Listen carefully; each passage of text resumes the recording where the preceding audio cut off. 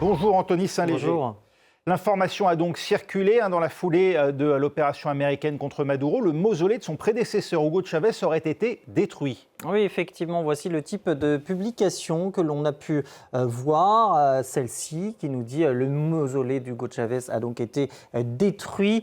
C'est là que sa dépouille était abritée. Et en guise de preuve, eh bien, on nous présente cette photo avec, semble-t-il, en haut d'une colline, cette explosion. Une explosion qui est évoquée par ailleurs dans des vidéos comme celle-ci que l'on voit. Donc là encore, une explosion et une colonne de fumée, là encore, semble-t-il, en haut d'une colline et qui a été évoquée notamment par cette publication qui nous dit c'est la caserne de la montagne à Caracas, précisément là où se trouve le mausolée d'Hugo Chavez, et qui affirme donc qu'il a été détruit là encore. Et puis il y a d'autres internautes qui nous présentent les dégâts de cette supposée frappe américaine sur le mausolée d'Hugo Chavez en publiant une photo, vous le voyez, de l'édifice avant et une photo de l'édifice après, avec ses ruines fumantes, et d'affirmer donc que c'est le résultat de la confrontation directe avec les valeurs démocratiques, en allusion et en opposition à la dérive autoritaire de Nicolás Maduro. Et chaque fois, ces posts ont cumulé plusieurs centaines de milliers de vues. Pour la première photo, on a même quasiment atteint les 10 millions de vues. Alors qu'en est-il réellement, Anthony ? Eh bien, on va procéder par étapes, si vous le voulez bien, par élimination même. On va d'abord reprendre les images de l'explosion, en l'occurrence celles-ci. Elles sont réelles, c'est un bon point. Elles ont bien eu lieu ce week-end. Elles montrent bien une frappe américaine contre Caracas le week-end dernier. Mais le bâtiment en feu que l'on voit n'est absolument pas le mausolée d'Hugo Chavez.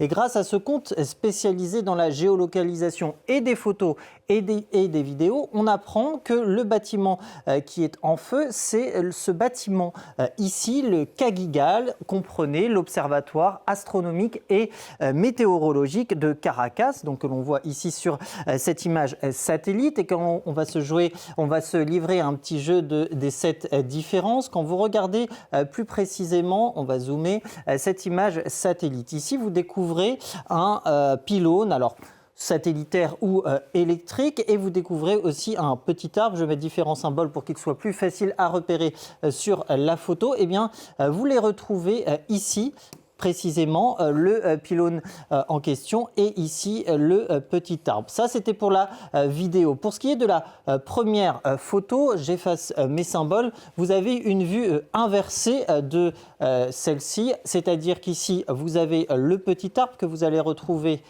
ici.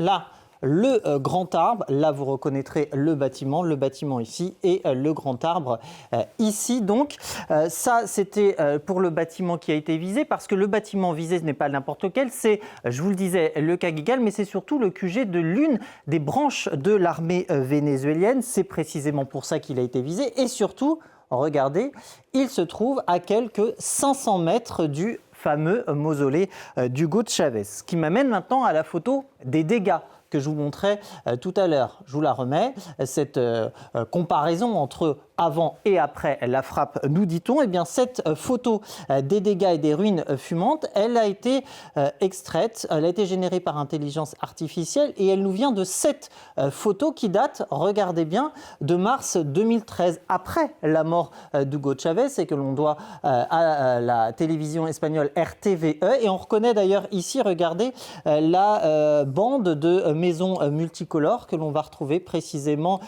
ici. Et ce qui est intéressant de noter, c'est que pour faire taire les rumeurs, l'agence espagnole EPA est allée sur place le 4 janvier dernier, donc. Et elle a pris une photo pour montrer que le mausolée était bien debout. Et on s'aperçoit que cette fameuse rangée de maisons, eh bien, vous voyez, a changé de couleur, ce qui montre bien que la photo générée par intelligence artificielle ne date pas d'hier. Merci Anthony Saint-Léger, c'était un Info Intox.